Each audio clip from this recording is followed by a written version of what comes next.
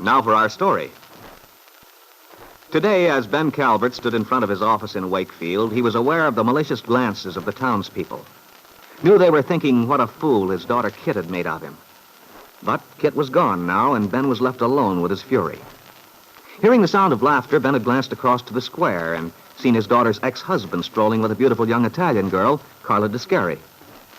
At the sound of Bill Meade's voice, Ben had been swept with anger, for he had convinced himself by now that the disgrace and ridicule he'd suffered were the young man's doing. A moment later, Carla's husband had come by. On an impulse that he didn't quite understand himself, Ben had detained the young man, had mentioned seeing Carla and Bill together. He'd been startled by the dark look which came to Mario's face for an instant. But it had passed almost at once, and Mario had said with apparent sincerity, "He's a very good friend of mine, Bill Meade." I dare say. Look, Mario, I've got some cold beer inside. Why don't you come in my office? Oh, thanks, Mr. Calvert, but my wife will be looking for me. Well, where are you meeting her? I told her to be in front of the courthouse at 2. Good enough, then. You can see her from my window when she turns up. Well, I don't know. I better not. Thanks just the same. Oh, come along. Good heavens, man, you don't want to be led by the nose, do you? Keep your wife waiting once in a while. She'll love you all the more for it. Besides, I want to hear about the farm. I understand you put in a lot of improvements. Yeah, that's right. I want to hear all about it. We'll sit by the window. You'll be able to see Carla from there.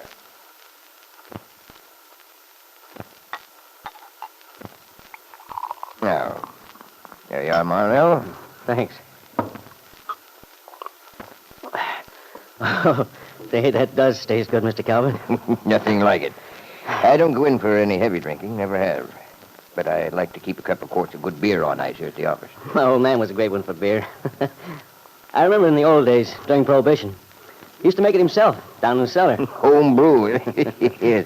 Seems to me I had a bottle or two with him a couple of times. I'll bet. Your father was a great guy, Mario. Had a mind of his own, too. You're not kidding, Mr. Calvert. Nobody ever put anything over on my old man. I can tell you that. He knew his farming, too. He was what I call a natural-born farmer. Seemed to have an instinct for it. Yeah. Gosh.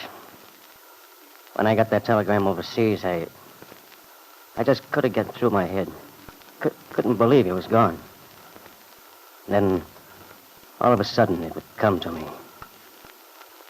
You know, I cried like a baby. And I wasn't ashamed to either. No reason. It's a screwy business. The guy gets used to seeing some terrible things in a war. You think you've got so it don't mean anything anymore. A human life. It's cheap as dirt, you think. But then, someone close to you. Your buddy. Or your old man. It gets you where it hurts. I know. I was overseas last time. And it is as you say. Some things a man never does get used to. After that, things went all to the devil out of the place. Carla would write and tell me. She worried, but she couldn't do anything about it. You know my grandpa? Yeah, I should think I do, my boy. Knew him before you were born. Well, he's an old man now, and Carla says I shouldn't be sore at him. But I sure was mad when I came back and saw things were. Well, your wife's quite right, Mario. You can't hold it against him at his age. Besides, he had it on his mind, all right. In fact, I had a talk with him once about a loan. Nothing ever came of it. He didn't come back. Carla told me. I never did know what changed his mind. Well, I'll tell you, Mr. Calvert. It was me. They wrote and I told them not to do anything until I got back. Oh, I see. So that's what happened, eh? Well, I don't mind saying I was sorry about it.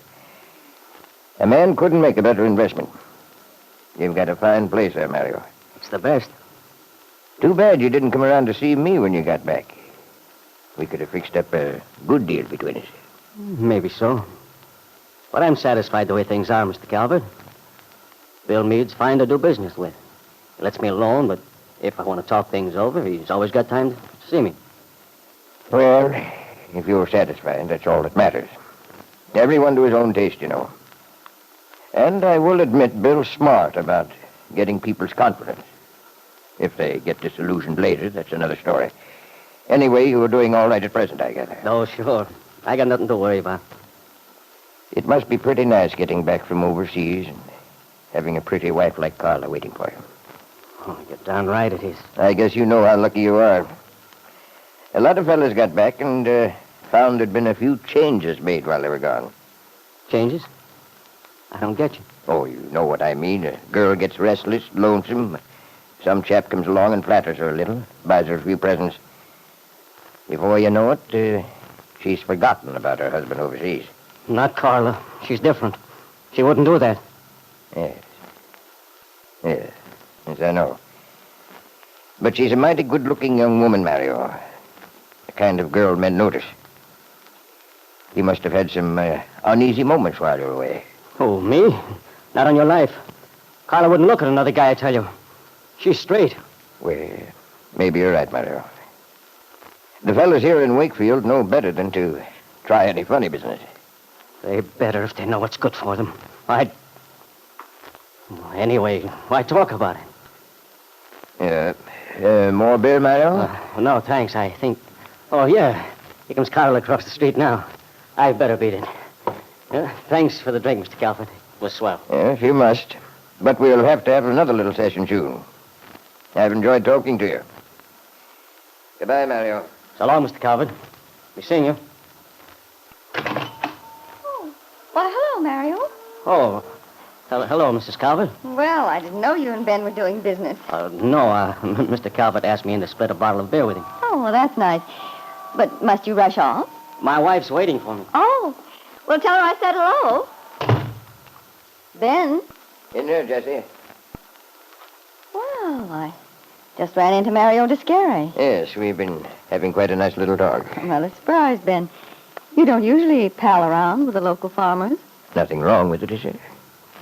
Besides, that boy rather interests me. Does he? Yes.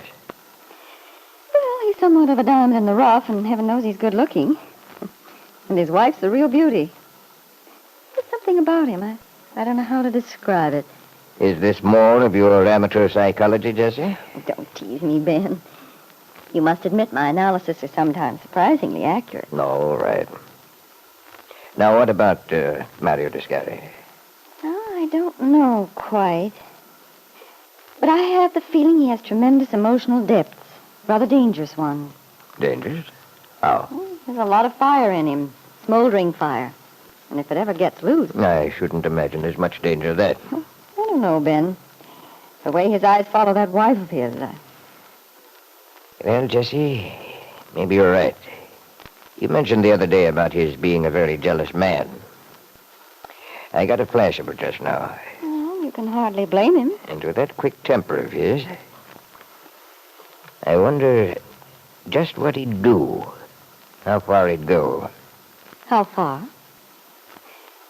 Well, from what I've seen of him, I wouldn't put anything past him if he were aroused. But there's not much point in discussing it. No. And yet, Jessie, it's rather an interesting idea. Ben Calvert was thinking of the power of jealousy, which can destroy the closest friendship, alienate man from his best friend. Jealousy, whose destructive force has driven men into frenzies of frustrated passion, even to murder. And then Ben remembered Mario's wife, Carla, laughing up into Bill Meade's face.